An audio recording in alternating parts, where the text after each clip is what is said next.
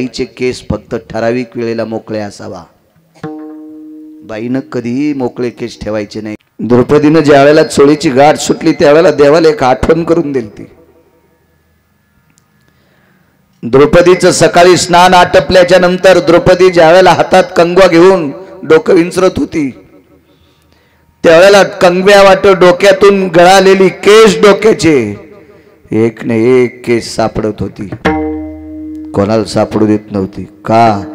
ही गोष्ट धर्माला माहित होती। आणि कौरवाच्या पक्षामध्ये कांतिप्रिया नावाची दासी होती, कांतिप्रिया नावाची दासी, ही गांधारीची दासी होती। आणि गांधारीच्या दासीला माहित होतं अर्जुनाच्या अंगावरचे रोम कृष्ण म्हणतात झोपी गेल्यावर, आणि द्रौपदीच्या अंगावरचे रोम कृष्ण म्हणतात। 15 दिवस शिल्लक राहिले होते, 15 दिवस अज्ञातवासात। कांतिप्रियेला एके दिवशी विचारलं गांधारीनं, कांते, ब्रह्मज्ञानाचं स्वरूप होती कांती, हे कांते जी, या 15 दिवसात जर नाही पांडव सापडले तर पांडवाच्या पाठीमागे पंढरपुरातला मालक आहे, द्वारकेतला मालक आहे, माझे पोरं वाचत नाहीत। अज्ञातवासात पांडव सापडणं अत्यंत गरजेचे आहेत। कसे सापडते लो? पांडव अज्ञातवासात पांडवांचं एक विशिष्ट प्रकारचं नाव आहे, पांडवांना नष्टचर्या म्हणून नाव होतं। नष्टचर्या किती नष्ट सांगू तुम्हाला?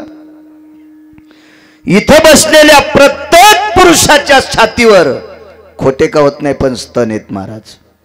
अर्जुनाला नव्हते, अर्जुनाला खोटे पण स्तन नव्हते। एक नंबरचा नर, साडी नेसावं लागली हो, साडी नेसावं लागली, ब्रह्नडा व्हावं लागलं, ब्रह्नडा ब्रह्नडा। ज्याच्या रथाचे चाक घासू नये याच्याकरता पृथ्वी एका इतीनं रथ आधार झेलीत होती, इतका तत्ववादी धर्म कंक झाला हो, हिशोबनी झाला, चार्टेड अकाउंटंट झाला। काय ताकद असेल कल्पना करा। 48,324 दास्या जिच्या इथं भांडे घासीत होत्या ती शेण काढत होती। कांतिप्रिया नावाच्या दासीनं सांगितलं, मालकीनबाई एक पर्याय आहे,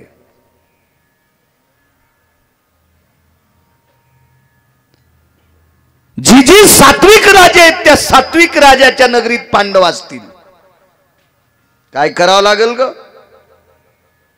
सात्विक राजाच्या नगरीतला उकांडा तपासा आणि त्या उकांड्यावर सापडलेली डोक्याची रोम जर कृष्ण कृष्ण म्हणत असतील तर ते रोम द्रौपदीचे आहेत, आणि त्या गावात द्रौपदी पांडव आहेत, हे 1000% खरं।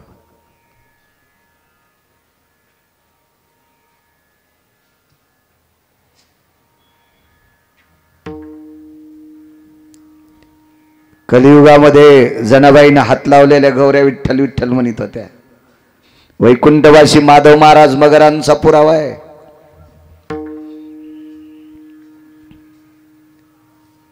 द्रौपदीने शेण काढल्याच्या नंतर शेणाचा गोळा बाजूला ठेवायची, आणि जिथं डोकं विचारलंय त्या जागेवर त्या शेणाच्या गोळ्याला थापटून खाली पडलेली रोम सगळी त्याच्यात गुंडाळून टाकायची।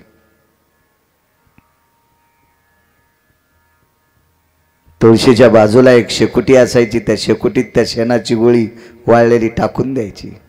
धुरातून कृष्ण कृष्ण नाव येत होतं, गोरातून धुरातून काय सापडेल? विटेवरच्या मालकाला सांगितलं, देवा वनवासात भजन केलं रे आम्ही, परी त्या देवासी आठवी,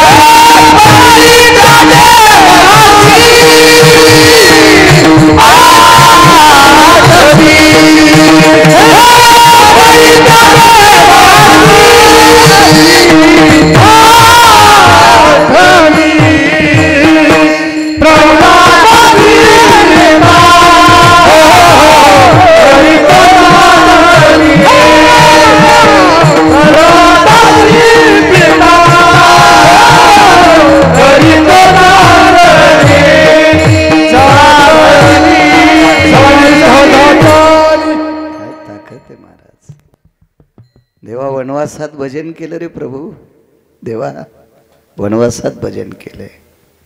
श्रुतीला भगवान सांगत होते, श्रुती जिचं शरीर नाममय झालं होतं, जिच्या शरीरातला एक न एक कण कृष्ण रूप झालेला होता, कृष्ण रूप झालेला होता. श्रुती जिच्या शरीराला सोडून खाली पडलेली डोक्याची रोम पुराणाची भाषा आहे, डोक्याची गळालेली रोम ही सुद्धा कृष्ण म्हणत होती ग श्रुती. इतक्या पावन आणि पवित्र द्रौपदीचं शरीर नालायक जर कौरवाच्या लोकांनी पाहिलं तर याची लाज माझी गेली असती. मंत्र्याचं पोरग जर गोदड पांघरून रस्त्यान फिरत असेल तर लाज कोणाची जाती? समर्थाचे बाळ पांघरे वाकळ, जर त्यानं गोदड पांघरून फिरत असेल कोणाची लाज जात असती? त्याच्या बापाची.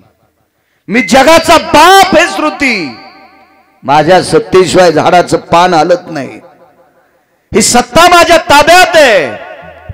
सख्या बहिणीपेक्षा माझ्यावर अतूट प्रेम करणारी द्रौपदी, सामान्य प्रेम असेल का द्रौपदीचं? कपडावर कुंकू असल्यावर पदराकून नाटी फाडीत नसते, आणि पदराकून नाटी फाडायची दशी एक प्रसंग असतो, तो माझ्या महाराष्ट्रातल्या भारतातल्या स्त्रीला येऊ नये. मालक गेल्याच्या नंतर 13व्या दिवशी भाऊ नाटी आणीत असतो, नियमानं त्याची दशी फाडावं लागती, तसं नेसता येत नाही. ज्या वेळेला भगवंताचं बोट कापल्याचं निमित्त केलं, द्रौपदी सुभद्रेनं एकही बांधली नाही. द्रौपदीनं पाहिल्याबरोबर हातात बोट दाबलं, मधातून चिंधी आणते, लक्षात घेतलं. बोट सोडल्याच्या नंतर महालात जाऊन महालातून वापस येईपर्यंत हाताचं रक्त किती जाईल त्याच्यापेक्षा डाव्या हाताने तसाच बोट दाबलं, उजव्या हाताने पदर बगलात दाबला आणि कोपरा फाडणार उद्धवासारख्याने आवाज दिला, ताई. काय उद्धव दादा? ताई, कपाळावर कुंकू असल्याच्या नंतर पदराकून नाटी फाडत नसते. द्रौपदीनं बोट हातात दाबलेले, पदराचा दुमाला बगलात दाबलेला आहे आणि उजव्या हातानं कोपरा फाडत होती. तेवढ्या अवकाशात उद्धव ओरसला आणि सांगितलं, ताई, पदराकडनं नाटी कपाळावर कुंकू असल्याच्या नंतर पातळ फाडत नसते. उद्धवाकडनं पाहता खाली पाहिला आणि तोंडातून आवाज पडला, उद्धव दादा, कपाळावर कुंकू असल्याच्या नंतर पदराकून नाटी फाडीत नसते याचं मला ज्ञान आहे, पण नाटी त्याच्यासाठी फाडायले, ह्या कपाळावर कुंकू किती दिवस ठेवायचंय हे त्याच्या हातात आहे. ह्या कपाळावर कुंकू किती दिवस ठेवायचंय आणि कोण्या दिवशी कपाळ पांढरं करायचंय हे ज्याच्या हातात आहे त्याला जगाचा बाप म्हणते रे उद्धव दादा, त्याच्यासाठी चिंधी पाडते. हे 2-3 प्रसंग ज्या वेळेला श्रुतीला सांगितले त्यावेळेला श्रुती धाय मोकलून रडत होती, आणि मग भगवंतानं सांगितलं, श्रुती, याच्या करता मी अशा निष्ठावंत भक्तांच्या हाकेला धावतो, म्हणून मालक पहिल्या कडव्यात म्हणतो, आखे सरसी ओडी, हाके सरसी ओडी, हाके सरसी ओडी, हाके सरसी ओडी, हाके सरसी ओडी,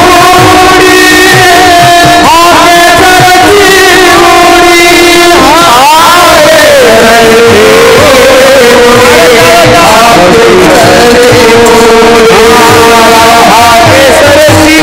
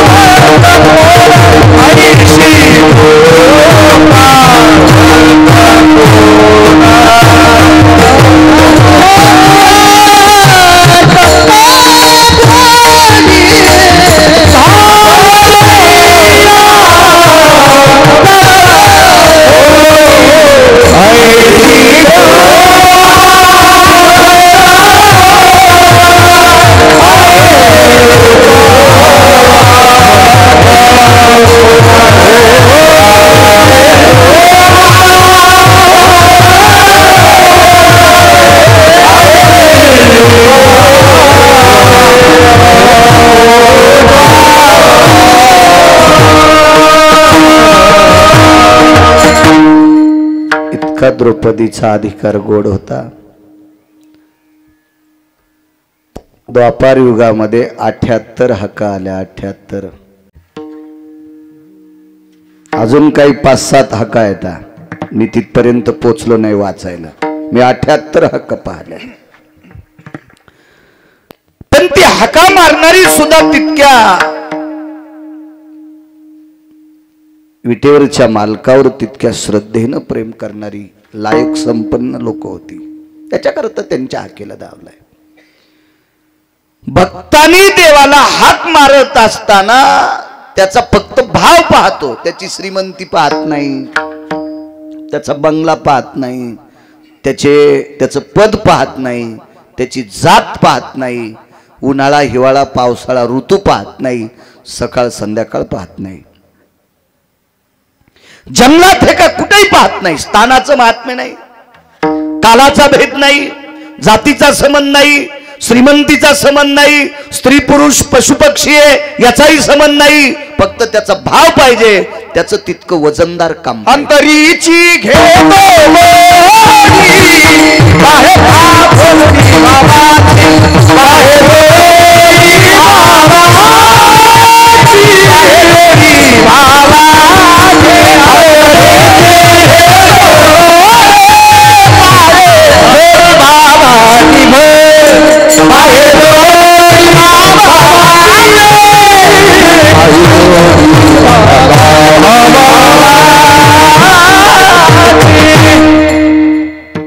फक्त प्रेम पाहिजे, भाव पाहिजे, भाव पाहिजे.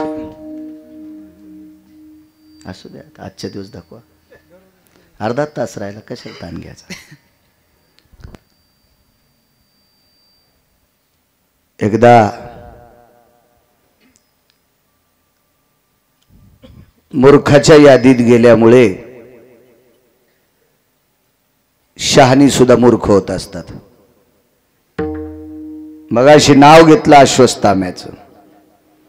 अश्वत्थामा इतका मूर्ख झाला, इतका मूर्ख झाला वैचारिक पातळीने, त्याचा मूर्खपणा टोकाला गेला आणि अश्वत्थाम्याने 5 लेकरं द्रौपदीची झोपीत कापली.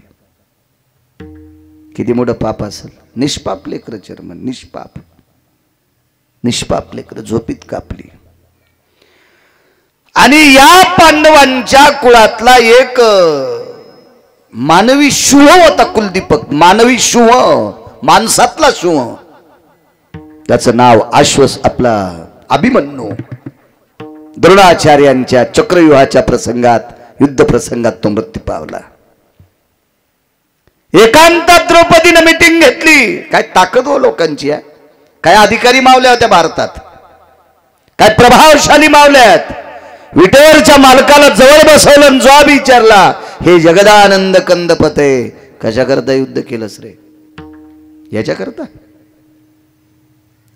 देवा, माझ्या पतीला युद्ध करायला तू लावलंस, याच्याकरता माझी 5 पोरं मेली. देवा, माझ्या पतीला युद्ध करायला लावलंस, याच्यापेक्षा एक शुभ मेलाय. अभिमन्यू गेला रे दादा. काय गरज होती युद्ध करायची?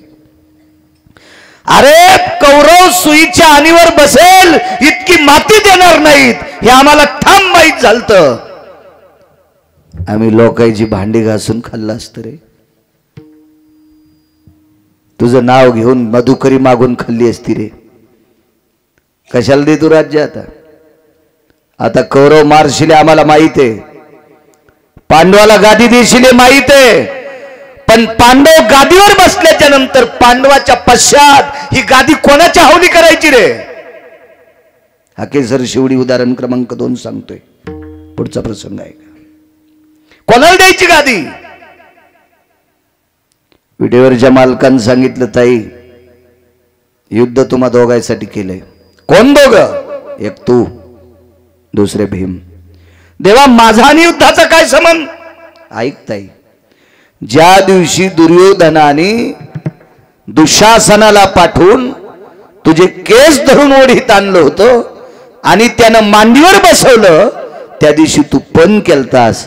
या मांडीचं रक्त ज्या दिवशी डोक्याला लावीन त्या दिवशी येणी घालीन. ताई, युद्ध जर केलं नसतं तर दुर्योधनाची मांडी फुटत नव्हती, आणि दुर्योधनाची मांडी फुटली नसती तर तू जोपर्यंत जिवंत आहेस तोपर्यंत तुझे केस मोकळे राहिले असते. आणि बाईचे केस फक्त ठराविक वेळेला मोकळे असावा. बाईनं कधीही मोकळे केस ठेवायचे नाही. कोण्या? या संस्कृतीतल्या. बाकीच्या इचकायची आपली काय लायकी, आपली पात्रता नाही, आपली योग्यता नाही, आपलं ते ज्ञान नाही, आणि हा संप्रदाय सांगत नाही. बाकीच्याहून काय गरज आहे? पण या भारतीय संस्कृतीतल्या, सनातन संस्कृतीतल्या, वारकरी संप्रदायातल्या अनुयायी स्त्रीनं ठराविक वेळेला केस मोकळे असावा. नवरात्रीत आपण जगदंबा उत्सव साजरा करतो, तर नवरात्रीमध्ये काही लोक त्या जगदंबेला, त्या प्रतिमेला मोकळे केस सोडते. चुकीची प्रणाली आहे. जगदंबा केस मोकळे कधी सोडित होती माहितीये का? हराम खोरायला हाणताना, युद्ध करत असताना जगदंबेचे केस मोकळे असावा. एरवी जगदंबेचे केस कधीच मोकळे नसावे. वज्रेश्वरी, कामेश्वरी, प्राणेश्वरी, विमला, कमला, दुर्गा, पुराणातली नाव आहेत. कधी नाही मोकळे ठेवले केस, फक्त युद्ध करताना. या भारतीय संस्कृतीतल्या पवित्र स्त्रीचे केस 4 दिवस मोकळे असावा, रजस्वाला असताना. कुंकाच्या करंड्याला हात लावायचा नाही. आरसा एखाद्या अडचणीत असतो तिथं शिवायचं नाही, म्हणून मोकळे असावा. अजून 4 प्रसंगातला एक प्रसंग सांगतो. आपल्याकडे संस्कृतीमध्ये भावकीतला माणूस जर गेला तर 10व्या दिवशी सुतक फेडायला एका विशिष्ट प्रकारच्या नदीवर किंवा गंगेवर जात असतात. आणि तिथं सुतक फेडत त्या दिवशी घरापर्यंत येईस तर केस मोकळे असले तरी चालते. एरवी केस मोकळे ठेवायचे नाही. अजून 2 ठिकाणी मोकळे ठेवतेत, पण त्याला पुराणात आधार नाही. अंगात आल्यावर पण त्याला पुराणाचा आधार नाही, शास्त्राचा आधार नाही, वेदाचा आधार नाही, ऋषीमुनींचा आधार नाही. तिथे केस मोकळे सोडतात. का सोडत असताल देव जाणे बाबा. पण स्त्रीने केस मोकळे सोडू नये. ताई, तू तर पण केलता ज्या दिवशी रक्त मांडोक्याला लाईन, आंघोळ करीन नाहीन, त्या दिवशी केस बांधीन. याच्याकरता युद्ध करावं लागलं. आणि भीमाने एक पण केलता, ज्या मांडीवर माझी धर्मपत्नी बसली ती मांडी एके दिवशी फोडणार आणि त्या मांडीचं रक्त घाटा घाटा प्याणार. असं म्हणलं असेल का भीम? भागवतकारांनी वाचून सांगितलं पाहिजे. कॅशेट उघडल्यावानी नाही केलं पाहिजे. कारण पांडव माळकरी होते, आणि माळकरी माणसं हरामखोराचं रक्त कसं पेतील? भीमाचा पण होता, यति जन्नु जंघा ललाट प्रपटले शिमतिलकोती जायते. ज्या मांडीवर एक पवित्र स्त्री नालायकानं पापात्मक वासनेनं बसवली, ही मांडी एके दिवशी फोडणार आणि त्या मांडीतून निघालेल्या रक्ताचा तिलक लावणार, समुद्र स्नान करणार, आणि तिथून पुढे गंध लावायला सुरुवात. भीमा, अविरत जर तुम्ही पांढऱ्या कपाळाचे राहिले असता याची लाज मला होती.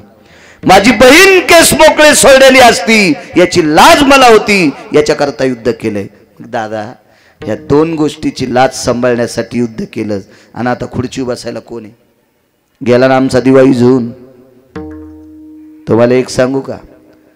वाऱ्यामध्ये बुड झाडाचं मोडल्यालं कितीतरी उत्तम, पण वाऱ्यामध्ये झाडाच्या सगळ्यात जर फांद्या उडून गेल्या आणि चर्मन बुड जर शिल्लक राहिलं तर बुडाला दुःख असते. बुड या शब्दाचा अर्थ बाप, आणि फांद्या या शब्दाचा अर्थ लेकरं. लेकरं गेल्यावर बापाला आनंद असतो का? बुडाला किडा लागला सगळे जातील, पण फांद्याला किडा लागल्यावर, फांद्या गेल्यावर बुड निस्तर राहिल्यावर काय कामाचं? देवा, काय करायची रे आम्हाला गादी? ताई, काळजी करू नकोस. 4.5 महिन्याचा गर्भ तुझ्या एका सुनबाईच्या पोटात आहे. तिचं नाव आहे उत्तरा. तिचा झालेला मुलगा या गादीवर बसेल. गुप्तचर बाजूलाच होता. लगेच दुर्योधनाच्या कानात फोन, राजकुमार, अश्वत्थाम्याने 5 मारली. अश्वत्थामा किती नालायक मी म्हणत नाही, देहूतले मालक म्हणतात तुका मने अंगी राखिली दुर्गंधी, तुका मने अंगी राखिली दुर्गंधी,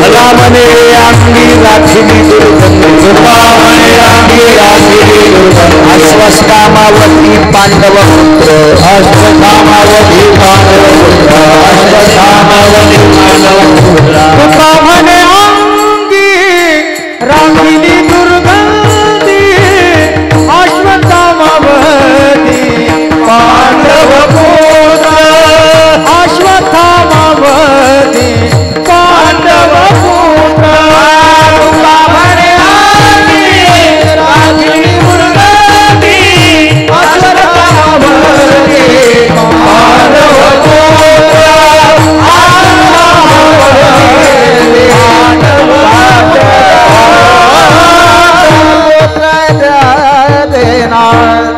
विचारामध्ये इतकी युकृती वाढली आणि वैचारिक पातळी नदीला गेली अश्वत्थाम्याची, म्हणून तुकोबराय म्हणतात तुका मने अंगी राखिली दुर्गंधी, अश्वत्थामावधी पांडव पुत्र, देऊतले मालक सांगतात. आणि या अश्वत्थाम्याच्या कानावर दुर्योधनानं सांगितलं मित्रा, भीष्माचार्यांच्या युद्ध हस्त कौशल्यात मृत्यू पावला, तो 5 मारलेस, 1 जिवंत आहे. आणि ह्या नालायक अश्वत्थाम्याने उत्तरेच्या अंगावर ब्रह्मास्त्र टाकलं, उत्तरेच्या अंगावर धक धक धक धक धक धक करीत अकेसर शिवडी सांगते ब्रह्मास्त्र, हजारो सूर्याचा गोळ अंगावर यावा असा तो गोळ येत होता. उत्तरा किती हुशार होती माहिती आहे? उत्तरा ही अर्जुनाची सून आहे. महाभारतातल्या 4 मानवी सिंहाची एकापैकी एका सिंहाची पत्नी आहे, अभिमन्यूची पत्नी आहे. या बाईचे मामस सासरे पंढरपुरातले मालक होते. उत्तरा किती श्रीमंत आहे सांगू? तिच्या मालकाचे सख्खे मामा पंढरपुरातला जगाचा बाप आहे. पंढरपुरातल्या मालकाची भाची सून आहे ती. पंढरपुरातले मालक तिचे मामे सासरे आहेत. काय वैभवशाली बाई असेल ती. आणि तिची सख्खी सासू पंढरपुरातल्या मालकाची सख्खी बहीण आहे. याच्या पुढचं पहा ना, पुढचं उत्तराई सकाळचा नित्यनेम आटपल्याच्या नंतर सासूचं जेवढं काम असेल तेवढं काम करायची सुभद्रेचं, आणि काम आटपल्या विचारायचे आत्याबाई काही काम, तीन सांगायचं आता 2-4 घंटे काहीच काम नाही. तितक्या टायमात द्रौपदीकडे जात होती. द्रौपदी ही सावत्र सासू. पण उत्तरा ही जास्तीत जास्त संपर्कात द्रौपदीच्या होती. आणि द्रौपदीच्या सानिध्यात जितक्या वेळ उत्तरा आली तितक्या वेळ द्रौपदीनं काम नाही करून घेतलं, तिला भजन शिकिलं, तिला परमार्थ शिकिला, तिला विटेवरच्या मालकाचे वैभव सांगायची, त्याची पाडे सांगायची. एक दिवस असा आला, द्रौपदीनं सांगितलं उत्तरा एक बोलू का तुला?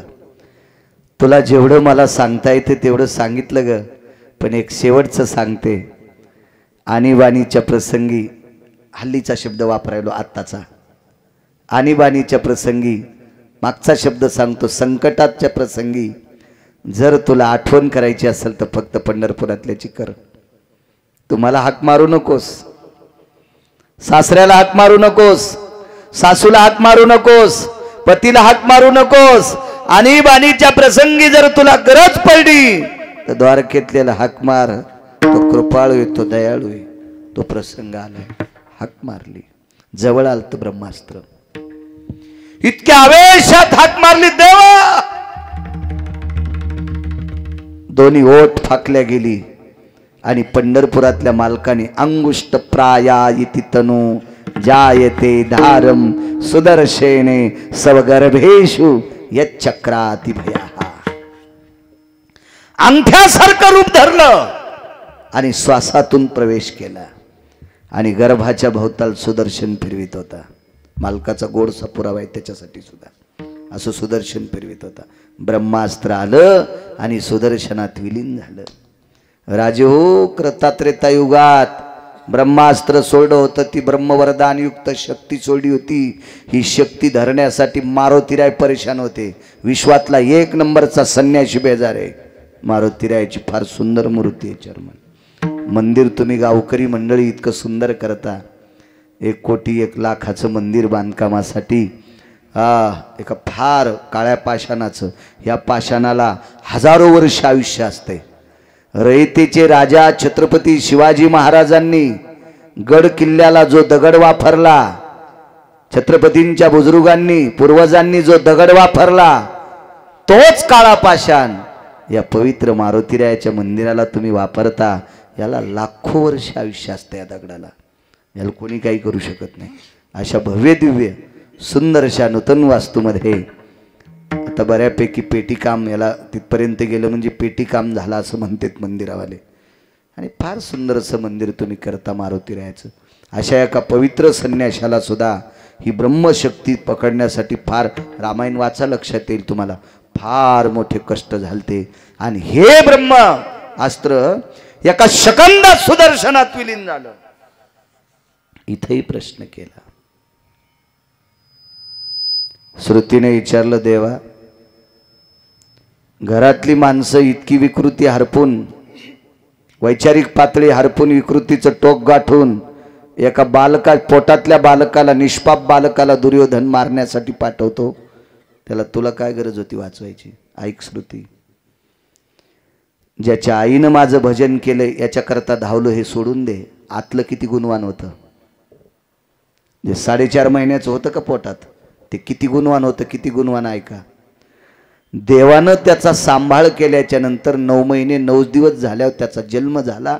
आणि जन्म झाल्यावर उत्तरेनं भागवत पहा, आणि मग उत्तरेनं प्रभूच्या मांडीवर दिलं, त्यावेळेला ते जिभेच्या चुटक्या वाजित होतं, चुटक्या वाजित होतं, चुटक्या। तर उत्तरेनं देवाला प्रश्न केला, देवा मी आई असून माझ्याकडे चुटक्या वाजत नाही जिभेच्या, 42 दिवस वय होतं, फक्त 42 दिवस, 41 ते 42 दिवस, आणि एवढ्या वयाचं लेकरू तुम्हाला बघून कस काय चुटक्या वाजित? भगवंत हसले आणि सांगितलं, उत्तरे मला ओळखिले त्यानं, माझी त्यानं परीक्षा केली, म्हणून तर त्याचं नाव परीक्षिती ठेवण्यात आलं। गर्भाम दर्शयामी रक्षंती भयास्थितो बाह्या परीक्षा अस्तित्वंते इति नाम परीक्षिती। मला सांभाळणारा हाच जगाचा बाप आहे, त्याची बाहेर आल्यावर परीक्षा केली, म्हणून त्याचं नाव ठेवलं राजाधिराज परीक्षिती महाराज। श्रुतीला सांगितलं, श्रुती याच्या आईनं माझ्यावर किती प्रेम केलंय, माझं किती भजन केलंय, तिचा जीव सांभाळण्याकरता धावलोय, इतकं सोडून दे। हे पोटातलं निष्पाप इतभर लेकरू सुद्धा माझ्यावर इतकं प्रेम करतंय, याच्याकरता हाक मारल्याकरता मी धावतोय, म्हणून मालक पहिल्या कडव्यात म्हणतात,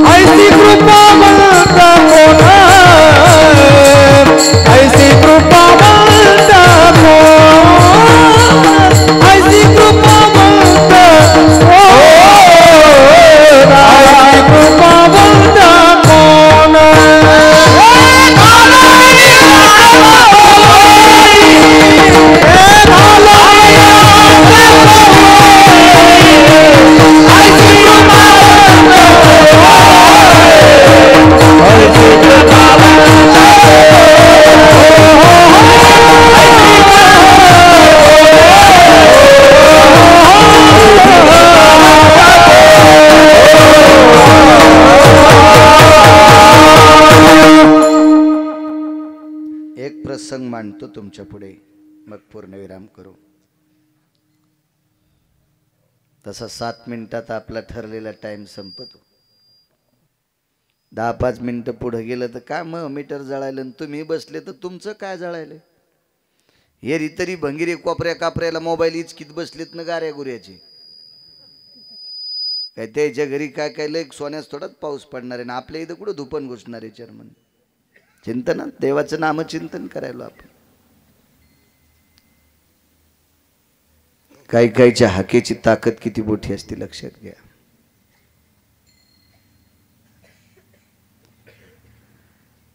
गांधारी ही चिखलाच्या हत्तीवर बसून आल्या. गांधारीला साधं म्हणायचं नाही बरं. गांधारी फार अधिकारी स्त्रियांच्या यादीत आहे. गांधारी सामान्य का गांधारी? गांधारीनं चेअरमन शाप द्याल्यावर पंढरपुरातले सगळे पंढरपुरातल्या मालकाचे पोरं मेले.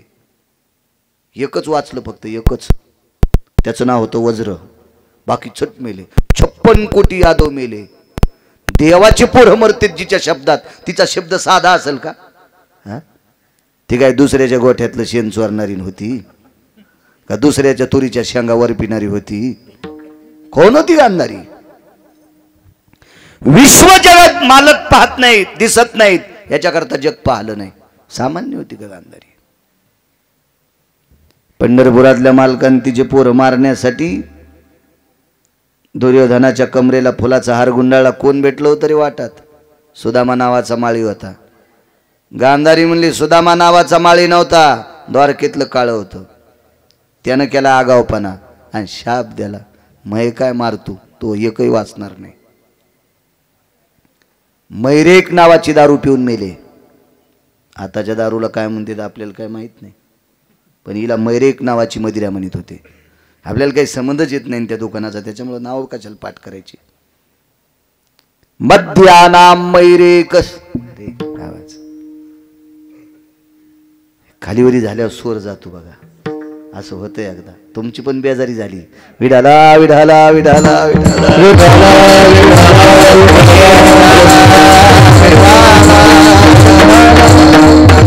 तुमच्यासारख्याची बेजारी तर आम्हाला तर काहीच अक्कल नाही स्वराची. नाही नाही.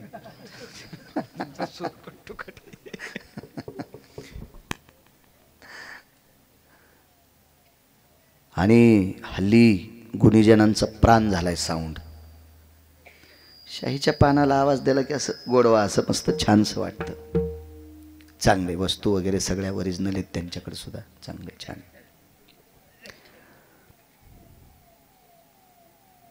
एक पोरग वाचलं बरं का फक्त महाराज. कशामुळे वाचलं? त्याला एका वारकऱ्याचा प्रसाद खायला भेटला इजूबा. त्या वारकऱ्याचं नाव होतं सुदामदेव. चिमूटभर पोहे खायला भेटले. काय यमाची मायवेली. वारकऱ्याचा प्रसाद खाल्ल्यावर त्याला मारतोय. त्याचं नाव होतं वज्र. वज्र वज्र. वारकरी तसाच लागत ना. चालू कीर्तनात व्हॉट्सअप खेळतो. हराम खोरा, तुला कोण्या नरकात टाकावं देवाला कळणार नाही. तू ह्या महाराजाला फसव, आमच्यासारख्या गायल्या गुंग्याला. तू पंढरपुरातल्याला फशीत वैरी सुबळ्या. हा, त्यानं रावणाला दुपारा 2:18 आपटू हाणलंय. तुला तर घरात घुसू हाणीन. वारकरी वारकरी होता. त्या वारकऱ्यावर देव किती प्रसन्न चेअरमन. देवाला सासरवाडीतून आलेल्या धनानं त्या वारकऱ्याचं गाव सोन्याचं केलं आणि उरलेल्या सोन्यात त्या वारकऱ्याचा मसनवाटा पण सोन्याचा बांधला. हे वापस आणू नका म्हणले सोनं, मसनवाटा सोन्याचा करा. आणि त्या वारकऱ्याचा प्रसाद खाल्ल्यावर एक पोरगं वाचलं, वज्र नावाचं. सगळे मेले. कोणाच शापानं? गांधारीच्या. हाकेसर शिवडी सांगतोय. या गांधारीच्या 100 कार्ट्याने चिखलाचा हत्ती तयार केला. त्याच्यावर बसून बाई वाण द्यायला गेली.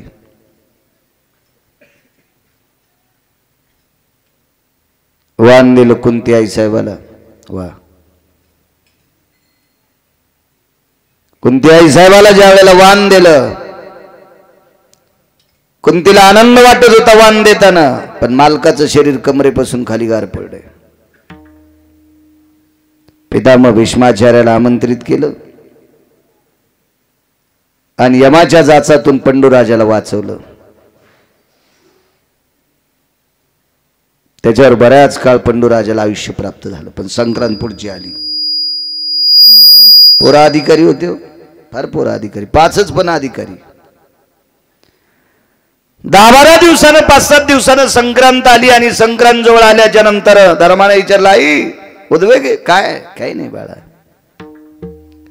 मला लक्ष नाही रे, मी 1-2 महिन्यापूर्वी सांगायला पाहिजे होतं, हत्ती करून आता वाळायला पाहिजे होता, हत्तीवर बसून वहिनी साहेबाला, मोठ्या ताई साहेबाला, वहिनी साहेब चुकून बोललो, मोठ्या ताई साहेबाला वाण द्यायचे.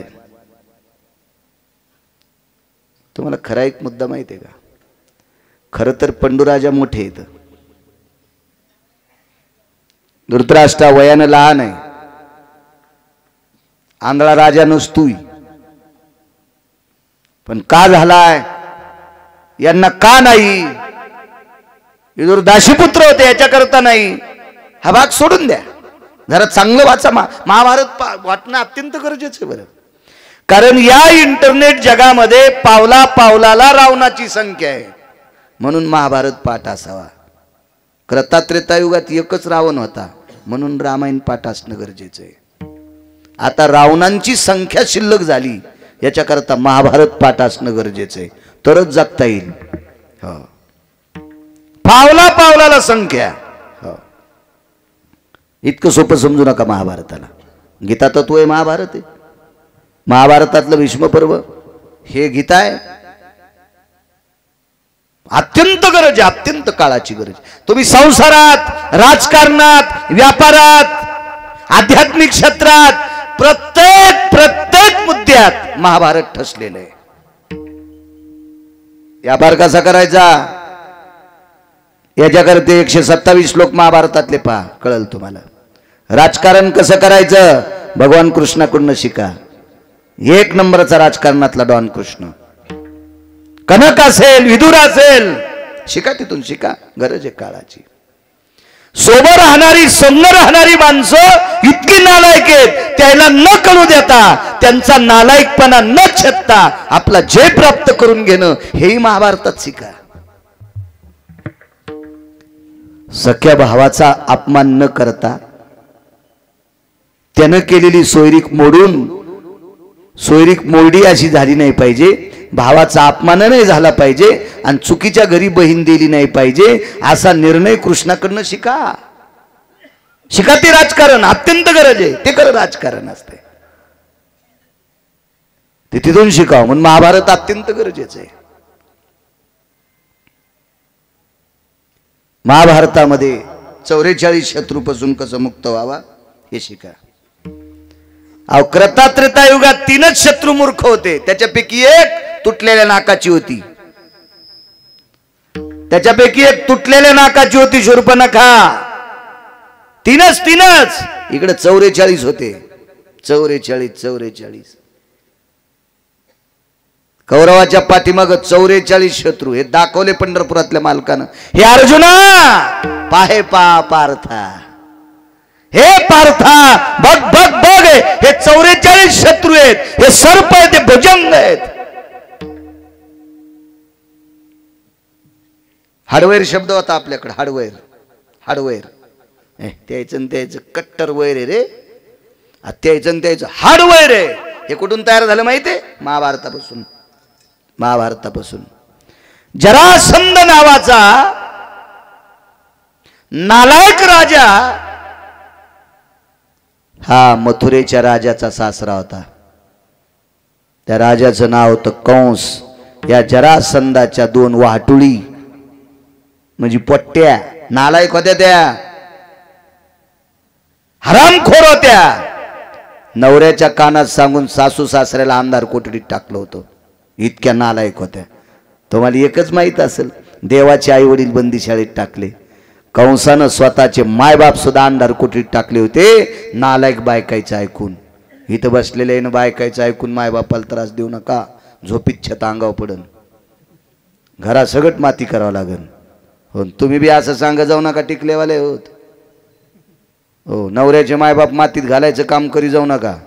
हो, कंस वाजला, एका बुक्कीत आणला पंढरपुरातल्या मालकानं. आपल्या नवऱ्याची काय ताकद आहे, कणगुळीत उडन. आज चुकीचं सांग जाऊ नका. हा जरासंध मृत्यू पावला, 34 पैकी एक शत्रू. याला हस्तगत केलं शकुन्यानं. याचं एक हाड काढलं मेल्याव, ते हाडाचे तुकडे केले 4. त्या 4 तुकड्याच्या घासून गोट्या केल्या 4. या लुडोच्या गोट्या म्हणा खालच्या हत्तीवर बसल्या नाही, चिखलाच्या हत्तीवर बसल्या. आपल्या आईला खालच्या हत्तीवर बी बसवायचं नाही आणि चिखलाच्या हत्तीवर बी बसायचं नाही. 33 कोटी देवाच्या राजाचा हत्ती आणू, त्याचं नाव होतं ऐरावत. 14 रत्नापैकी एक ह्यो हत्ती आणायचा. आणि धर्मानं सांगितलं अर्जुना वेड्यासारखं काय बोलतो रे तू. हाकी सर शेवटी सांगतोय शेवटचा पुरावा. वेड्यासारखं काय बोलतो. हा इंद्राचा हत्ती तो 14 रत्नापैकी एक आहे, तो आपल्याला कसा मिळेल. धर्मराजाला माहितच नव्हतं अर्जुनाची पत किती इंद्राकडं. इंद्राकडं ठराविक लोकांची पत होती जुबा. करता त्रेतायुगातले राजा दशरथ जर इंद्राच्या नगरीत गेले तर इंद्र खुर्चीहून उठत होता आणि दशरथ राजाला खुर्ची बसायला देत होता. पण परिणाम पुढचा ऐका. दशरथ राजा बघितल्याबरोबर इंद्र खुर्चीहून उठत होता. दशरथ राजाला खुर्ची बसायला देत होता. पण दशरथ राजा उठून खाली आले की इंद्र खुर्ची धुवून बसत होता. दशरथ राजाच्या बसलेल्या खुर्चीवर इंद्र धुतल्याशिवाय खुर्चीवर बसत नव्हता. त्याचं कारण काय ते रामायण पाहून मग लक्षात येईल. सगळ्या गोळ्या एक खट्या घेतल्यावर रिॲक्शन येत असते, त्याच्यामुळे ते तुम्ही घरी गेल्यावर पहा. पण अर्जुनाचा परिणाम आहे का. अर्जुन अमरपुरीत गेल्याच्या नंतर इंद्र स्वतः बसलेली खुर्ची आधी धुवायचा, ओल्या कपड्यान खुर्ची पुसायचा आणि मग अर्जुनाला बसवायचा. आणि अर्जुन उठून गेल्याच्या नंतर तसाच त्या खुर्चीवर बसायचा. कारण अर्जुनाचा पुरुषार्थ आपल्याला राहावा. आपण बसलेला नालायकपणा, ह्या खुर्चीवर जर अर्जुन बसले तर नालायकपणाचा अर्जुनाचा पुरुषार्थ घेईन, आपण आपसेच ठणठण पाळ राहू. म्हणून आधी खुर्ची इंद्रानं 6 चुका केल्या. इंद्र काही सोपा होता का. त्याच्यातल्या एका चुकीमुळे अमृत खराब झालं. इंद्राला एका चुकीमुळे त्याला भगनावाचा रोग झाला.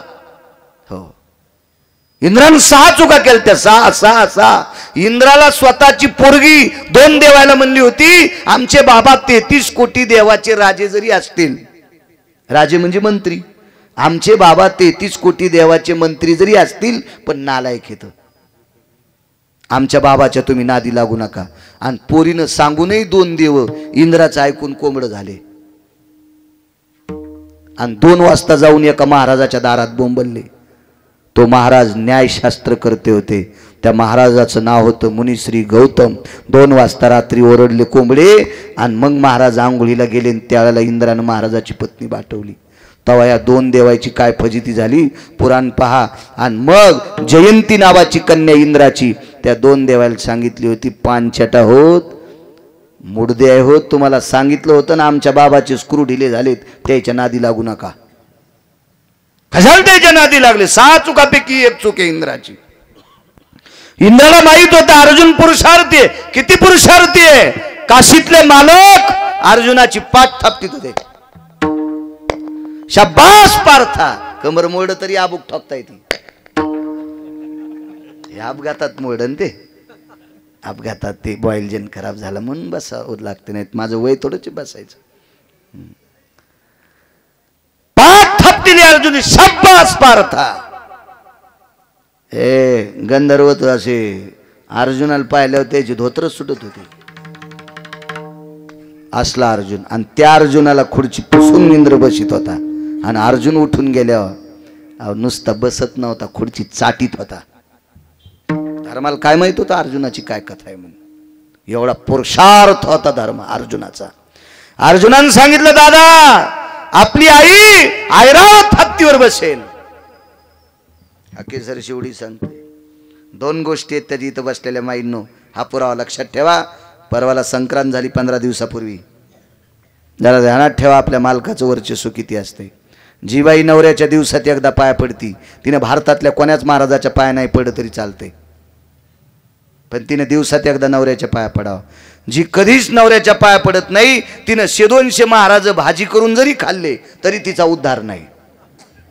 असे वांगे चिरले आणि चिरून शिजव महाराज तरी तुला उद्धार नाही. काय हसत्यात पान कशा.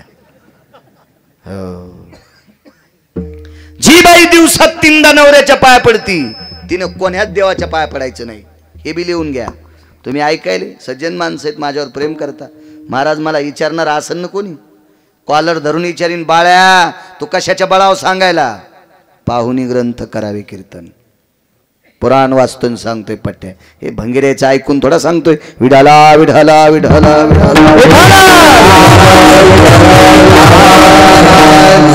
अशा 69 महिला पाहिल्या मी पुराणात, 69. त्याच्यातली एक बाई सांगतो लोपामुद्रा, ती नाहीच कोण्या देवाच्या पाया पडली, देवच तिच्या पाया पडत होते, पण ती 3 टाइम नवऱ्याच्या पाया पडत होती. इतका मोठा पुरुषार्थ होता.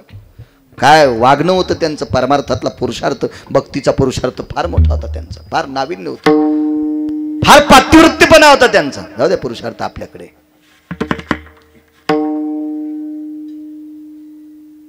इंद्राकडे गेल्याबरोबर इंद्राने खुर्ची बसायला दिली, हत्ती न्यायचं. द्यायला काय हरकत नाही, पण कसा न्यायचा तुम्ही ठरवा. इतका इंद्र चालू, लय चालू इंद्र. त्याला वाटलं आपल्या हत्तीवर दुसऱ्यानं बसत नाही, इतका चालू इंद्र, इतका चालू. हो, त्याच्या चालूपासांपासून तर खाली चालूपणा आला. त्यानं जे चालूपणा केला का त्याच्यातला 1-अर्धा% चालूपणा या डावळ्या कपड्यावाल्या इकडे आला, आणि त्या चालूपणातच आपल्याला रगडायलेत. हो, पण तुम्ही येड्यावानी करू नका, तुम्हाला बी एखादी शिवारचा रगडील, आहे का नाही. आपल्याकडे काही गोष्टी आल्याच्या नंतर आपण तसं कोणाचा अवमान नाही केला पाहिजे, नाही रगडलं पाहिजे. चला, तिकडे आपल्याला काही कळत नाही, कशाला बोंबलायचं. घेऊन जा म्हणे. इंद्र ऐरावत हत्ती, आमचे अर्जुन ऐरावत हत्तीकडे गेले तर इंद्राला वाटलं पहिला हत्तीच हात लावू द्यायचा नाही.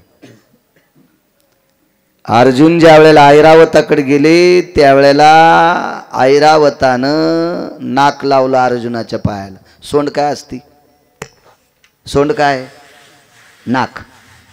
सोंड काय, नाकच आहे ना.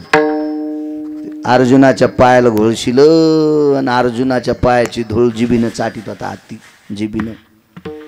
तो इंद्र गुडघे टेकून खाली बसला होता. काय काम झालं म्हणलं, ऐरावत ज्याच्या पायाची माती चाटायलाय, आणि ऐरावत 14 रत्नापैकी एक रत्न आहे, समुद्र मंथनातून प्राप्त झालेलं रत्न, माती चाटीत होता, माती. ए ऐरावत जी, घेऊन जायचे. कसं न्यायचं, घेऊन जा. मालकान खुनील तर त्याला, मला जसं न्यायचं तसं न्या. अर्जुनानं कमरेचा शेला सोयडा, उपरनं बांधायला असायचं पुरुषार्थी लोकांकडं, उपरनं सोडं आणि ऐरावताचे 4ही पाय असे बांधले. आवळून एका पायात हात घातला आणि झोळी टाकावा अशा खांद्याला ऐरावत अडकीला निघाली. ब्या ब्या ब्या ब्या आडत होता ऐरावत. अरे बापरे, म्हणलं आगाऊच काम झालं. आता सांभाळी अमरेंद्रा. इंद्र म्हणला मानावन काय बोंबलायला, आता सांभाळी पार्था. म्हणणं अर्जुना मला सांभाळ. तावडीत त्यांच्या गेला, महनाव कशाला घे तू. आता सांभाळी पार्था. अर्जुनानं असं पायात हात मारली. येडपटेस का काय रे, तुला कशाला मारू मी. माझ्या आईला तुझ्यावर बसून वान द्यायचं, मी वापस पाठवणार आहे. ते म्हणलं नेताना अडकून न्याला, खाली गेल्यावर फेकून तर नाही द्यायचाच वरी, वरी फेकायचा तर नाहीच. ते म्हणलं फेकल्यावर आहे त्याच्यापेक्षा उच्च जाशील, त्याबद्दल दुमत नाही, पण तुझ्या पाठीवर माझी आई बसणार आहे याच्याकरता तू आम्हाला आदराचं स्थान आहे, तुझा अपमान करणार नाही. ताण घेऊन पण भेऊ लागलं नाही, शिडी केली ती बाणाची. अर्जुनाचं वजन सहन केलं, हत्तीचं ते वजन डग डग डग डग डग डग डग करू लागलं ना. भगवंतानं सांगितलं, अर्जुनानं सांगितलं, देवा काय करायचंय, काय ताण घेऊ नको. खालून सुदर्शन लावलं सुदर्शन.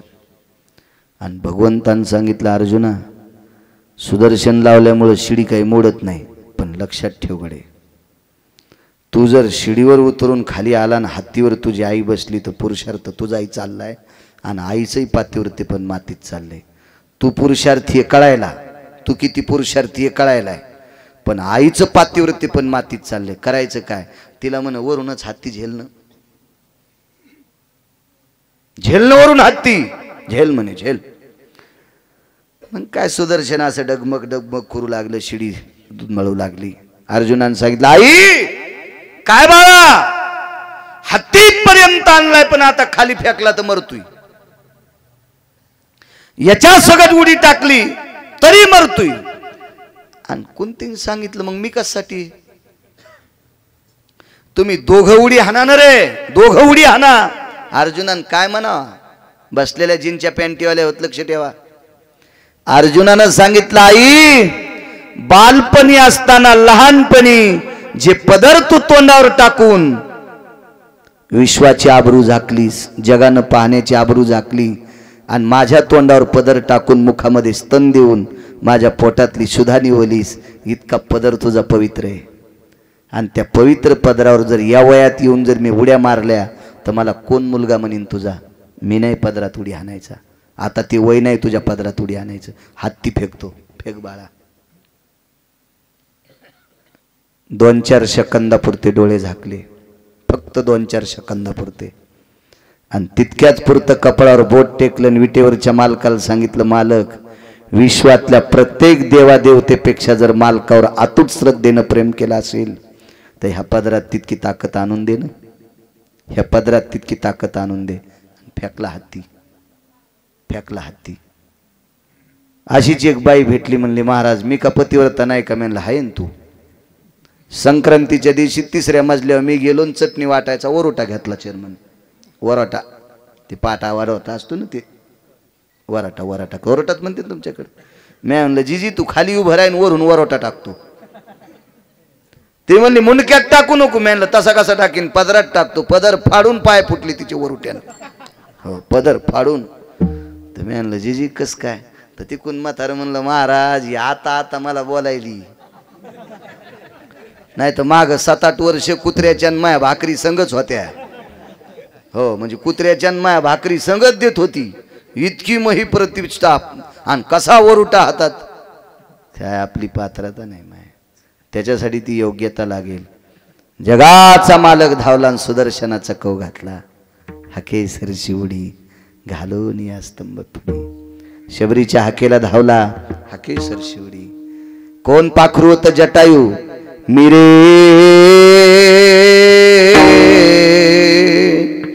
कश्यपाचा नातू जटायु रे ना मेरे विख्यातू. कश्यपाचा नातू जटायू, अरुणाचा पुत्र, गरुडाचा पुतण्या. त्याच्याकरता पंढरीतले मालक धावले. पुण्य काय होतं? या पवित्र देशातल्या स्त्रीला एक नालायक राक्षस महाराजाच्या रूपात घेऊन जात होता. एक नालायक राक्षस महाराजाच्या रूपात घेऊन जात होता. आणि त्या राक्षसाला या स्त्रीला सोडण्यासाठी स्वतःच्या शरीराचं बलिदान दिलं. म्हणून जगाचा बाप त्याच्या हाकेला धावला. हाकेसर शिवडी. कोण गंधमादन, कोण गंधमादन. अविरत त्यानं विटेवरच्या मालकाचं भजन करावा. त्याच्या आस्तीचा हाडामासाचा गोळा जगाच्या मालकानं वंजळीत झेलावा. धावतोय देव, पण त्या योग्यतेचं पुण्य लागेल. असं जर पुण्य असेल तर जगाचा मालक धावतो. विठोबा रखुमाई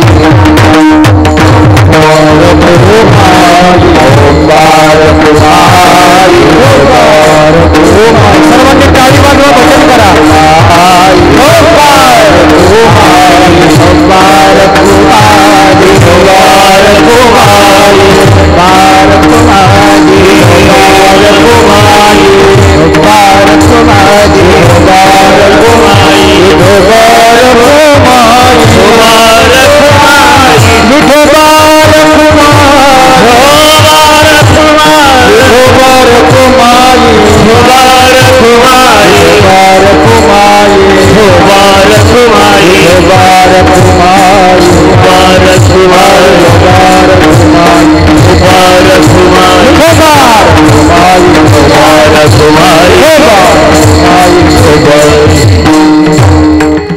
जगदानंद कल्पगणपती पंढरीश पांडुरंग परमात्मा हाकेला धावतो.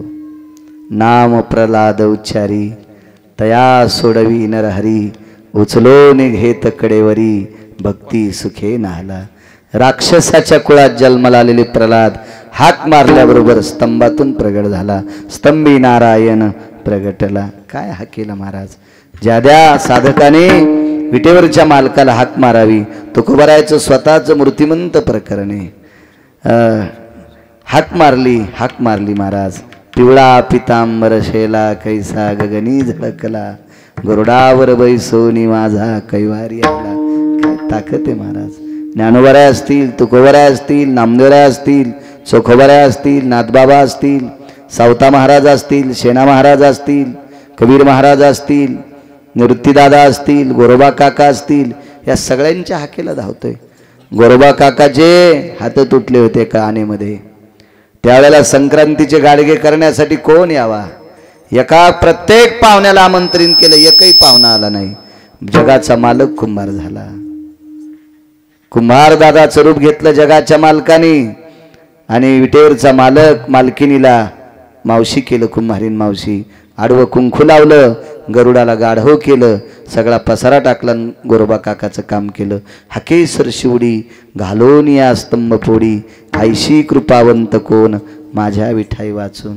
पांडवाच्या एका आमंत्रणात जेवणामध्ये यज्ञ नाही सांगत, एक जेवण्याचा कार्यक्रम.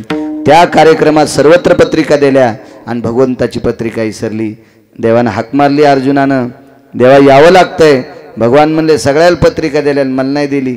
येई न गेले, आतमध्ये गेले, गदा फेकली अशी sir sir sir sir sir sir sir गदा वरी फेकली भीमदादानं. गदा फार जडवड होती.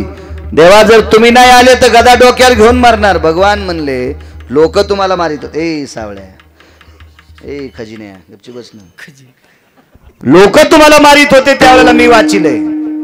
लोक ज्या वेळेला तुम्हाला मारित होती त्यावेळेला मी वाचिलय. आता मनानं मरण मागत असताल तर मी काय करू. गदा जवळ आलती, 1-2 मिनिटात गदा पडणार. तेवढ्या अवकाशात द्रौपदीच्या लक्षात आलं देव येत नाही. द्रौपदीनं चोपदाराला सांगितलं माझ्याकडे मालकाला बघा म्हण. आवाज दिला इकडे बघा. द्रौपदीकडे बघितलं आणि द्रौपदीनं फक्त कपाळावर बोट ठेवलं. काय म्हणावं पुढच्या मालकानं, देवा 1.5 मिनिटात गदा डोक्यावर पडती. भगवंतानं सांगितलं 2-4 सेकंदातच पडावं. तुम्ही तुमच्या मनान गदा फेकली. देवा परिणाम आम्ही 5 भाऊ मारणार. मरा. याचा परिणाम द्रौपदीच्या कपाळावरचं कुंकू पुसणार. साजरा घातलेलाच नव्हता, तसाच उडी टाकली गदा झेलली. हाकेसर शिवडी घालून या स्तंभ फोडी. ज्ञानेश्वर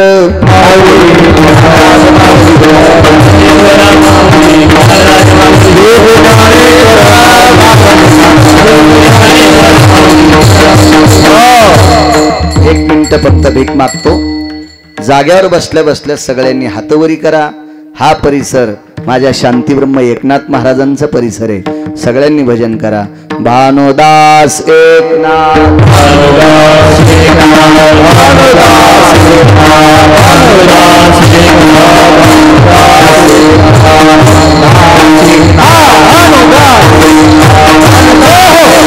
भानुदास